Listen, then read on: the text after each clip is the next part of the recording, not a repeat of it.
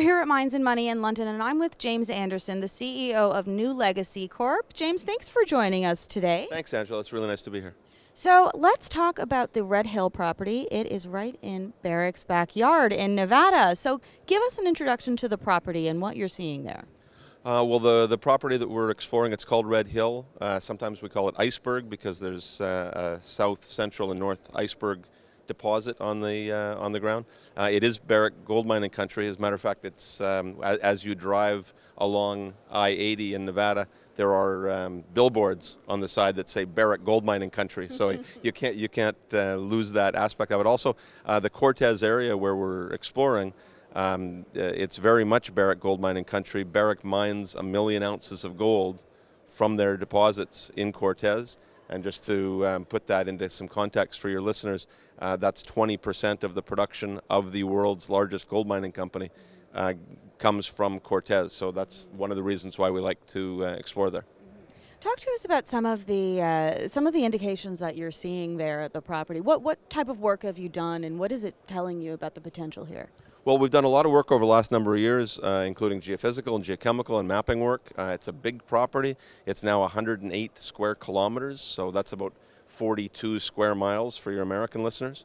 So it's a big property, but we've also drilled about 150 drill holes on the property, and especially the last 8 or 10 months, we've had some very high-grade numbers. A drill hole that we put out about 2 months ago has 9 meters of 17 grams of gold, and that's reflective of the type of grade that Barrick gets in their Goldrush project just across the valley from us, which has 10 million ounces of 10 grams. So that's what we hope that we're unlocking from this property. And how are you planning on advancing the property over the next 6 months or so? Do you have another drilling program in 2019, or what are you looking to do? Well, these are Carlin-type systems that we're exploring and that produce so much gold in Nevada. They're very complex. A lot of what we do is after we drill, we painstakingly log all of that drill core, and we go back and relog and maybe slightly change our interpretation of what's going on. We've done a lot of geophysics, as I mentioned. That helps us target new areas. But mostly what we're doing is stepping out from known mineralization and drilling drill holes.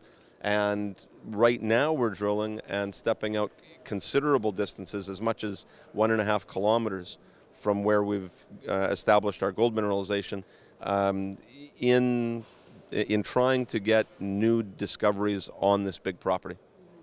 And finally, James, whenever we speak to fund managers and investors, they like to invest in the team as much as the project. So give us a quick introduction to the team and some of your experience. Well, I think, just briefly, we have an extraordinarily experienced Nevada team in place. 3 of our directors are senior ex-Barrick people. So I think that's a good statement about what some of the very knowledgeable people think about the possibility for this project. But Derek Unger is our chief geologist. He's with me here at the conference, ex-Newmont, very experienced Nevada guy. We also had a fellow named Charles Weekly join us about a year ago. Charles was 15 years at Barrick and 4 years working on Goldrush, which is this big deposit right across the valley from us. So his understanding of the complexities of grade control and the lithological components on this project is outstanding. We've also got a number of other ex-Barrick people on the team. So it is a robust, experienced, energetic, and enthused team that's working on this project. Great. James, thank you so much for joining us today. Oh, my pleasure. Thank you so much.